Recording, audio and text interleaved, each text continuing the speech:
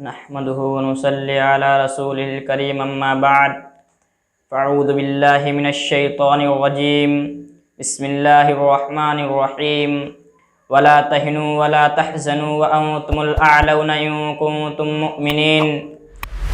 जब गुलिस्तां को खून की ज़रूरत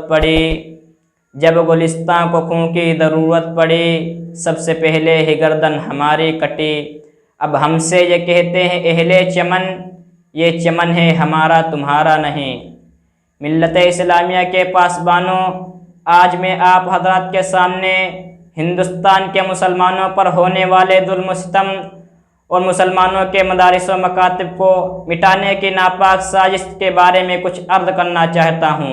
उम्मीद है कि बगौर समाअत फरमाएंगे। वो हिंदुस्तान जिसकी आज़ादी की खातिर मुसलमानों ने अपनी जान की बाजी लगा दी थी, वो हिंदुस्तान जिसकी हुर्रियत के बाग को मुसलमानों ने अपने खून जिगर से सींचा था, आज उसी हिंदुस्तान में मुसलमानों को तरह तरह की अज़ियतें और तकलीफ़ें पहुँचाई जा रही हैं। आज उसी हिंदुस्तान में मुसलमानों के कुलूब से इस्लाम की मोहब्बत को ख़त्म करने की नापाक घिनौनी कोशिशें की जा रही हैं। मेरे अज़ीज़ दोस्तों, तो हिंदुस्तान में किसी भी दौर में मुसलमानों का कोई हामी नहीं था, लेकिन जब से इस मुल्क हिंदुस्तान के अंदर फिरका परस्तों ने जन्म लिया, तब से मुसलमानों का रहा सहा चैन और सुकून भी छिन गया।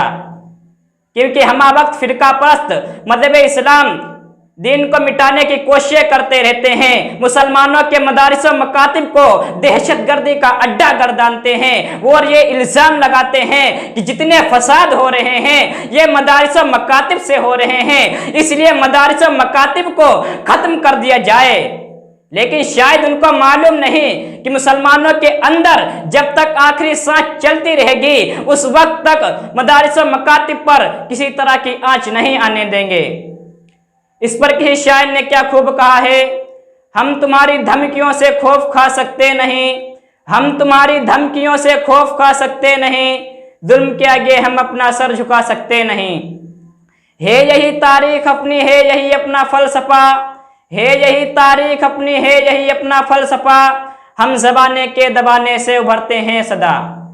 अजीज़ान गिरामी, अगर वतन हमारी जान मांगे तो जान देंगे, अगर वतन हमारा माल मांगे तो माल देंगे, अगर वतन हमारी औलाद मांगे तो औलाद देंगे, अगर वतन हमारा तन मन धन मांगे तो सब कुछ देंगे। लेकिन ये नहीं हो सकता कि मुसलमान नबी का जाहो जलाल दे दे, ये नहीं हो सकता कि मुसलमान आखिरत को छोड़कर दुनिया को तरजीह दे। मेरे अजीज दोस्तों, आप हजरात को वो तारीख याद होगी जब अंग्रेजों की जुल्म ज़्यादती हद से आगे बढ़ी। उन्होंने इस्लामी किला को मिस्मार करके उस पर तसलीसी अकीदे की बुनियाद रखना चाहा, तो शाह अब्दुल अजीज अलैहिर्रहमा बेझिझक जंग मैदान में कूद पड़े। अफजलुल जिहादी कलिमतु हक्किन इंद सुल्तान जायरिन से जज्बे बेकरार से शर्शार होकर हिंदुस्तान के दारुल हरब होने का फतवा दिया था और अंग्रेजों के खिलाफ महाजंग कायम किया। इस बात का तहैया कर लिया था कि गुलामी की जंजीर के टुकड़े करके ही दम लेंगे। इस पर किसी शायर ने क्या खूब कहा है, टल न सकते थे अगर जंग में अड़ जाते थे, टल न सकते थे अगर जंग में अड़ जाते थे, पाव शेरों की भी मैदा से उकड़ जाते थे। मुझसे शर्कस हुआ कोई तो बिगड़ जाते थे, मुझसे शर्कस हुआ कोई तो बिगड़ जाते थे, ते क्या चीज हम तोप से लड़ जाते थे।